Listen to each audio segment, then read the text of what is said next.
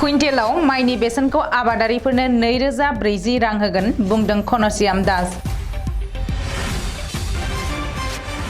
मसलपुराव आबादारिफोरनो माइ हाग्रा मेसिन, बेरेमोदै बाहानि बाक्सु आरो ड्रेगन बिफां फुलि राननानै होदों।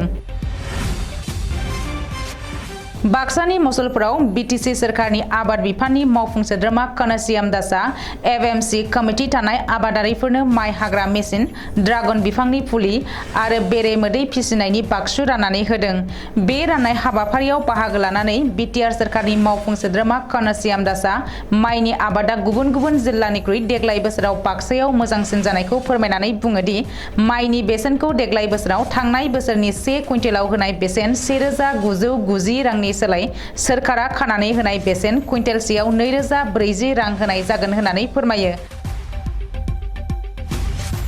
लोगोसे जाय एफएमसी कमिटिफोरा माइ हाग्रा मेसिनखौ मोनगोन बिसोरो जेन फाननानै जाया आरो खामानियाव बाहायो बेखौ खावलायो आरो फैबाय थानाय समाव बीटीआर सोरखारनिफ्राय मोनसे मेल खुंनायनि गेजेरजों आबादारिफोरनो बीटीआर सोरखारा फोरमानलाइ होनायनि बाथ्राखौबो मख'यो।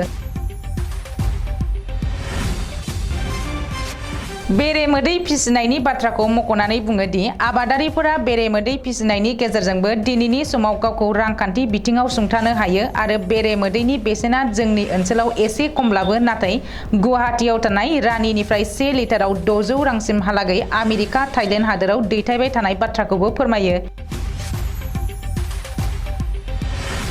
बे हाबाफारियावनो बाहागो लाबावो बाक्सा जिल्लानि जिल्ला बेंगिरि मासान्दा मेगदालेन फार्टिन, एडीसी भन्टी तालुकदार आशराफुल आमीनजों लोगोसे गोबां आबाद बिफाननि मावख'आरि आरो आबादारिफोरा।